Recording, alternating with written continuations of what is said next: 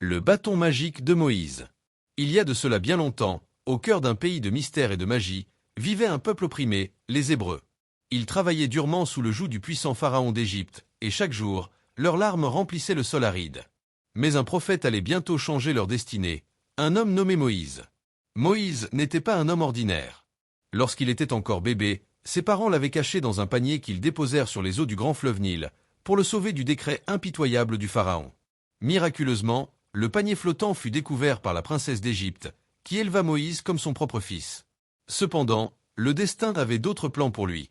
Un jour, alors qu'il était devenu un homme, Moïse quitta le palais doré et rencontra une vision étrange. Un buisson ardent, enflammé mais qui ne se consumait pas.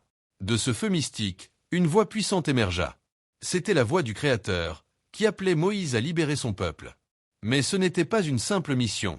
Moïse devait utiliser un artefact magique, un simple bâton qui détenait des pouvoirs que même les plus grands sorciers n'avaient jamais vus. Le bâton était bien plus qu'un morceau de bois. Lorsqu'il le frappait contre le sol, il pouvait fendre la terre et ouvrir des chemins insoupçonnés. Il pouvait se transformer en serpent gigantesque pour terrifier les ennemis ou déchirer les cieux d'un éclair. Ce bâton était la clé pour vaincre les forces oppressives de l'Égypte. Moïse retourna à la cour du pharaon, portant son bâton magique. Il demanda la liberté pour son peuple, mais le cœur du pharaon était aussi dur que la pierre. Alors, Moïse utilisa le pouvoir du bâton pour appeler des fléaux sur l'Égypte. Des nuées de sauterelles apparurent soudainement dans les champs, le Nil se transforma en sang, et les ténèbres enveloppèrent le royaume entier. Mais malgré ces signes, Pharaon refusa de plier. Ce fut alors que Moïse exécuta son acte le plus extraordinaire. Guidé par la magie divine, il mena son peuple jusqu'aux rives de la mer Rouge. Derrière eux, l'armée du Pharaon approchait, prête à les capturer. Désespéré mais confiant, Moïse leva son bâton vers le ciel, et les eaux de la mer s'ouvrirent devant lui, créant un chemin à travers l'océan.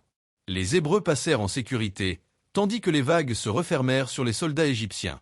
Le peuple était libre, et Moïse avait accompli sa mission. Avec son bâton magique, il avait non seulement brisé les chaînes de l'oppression, mais aussi conduit son peuple vers une nouvelle terre pleine de promesses.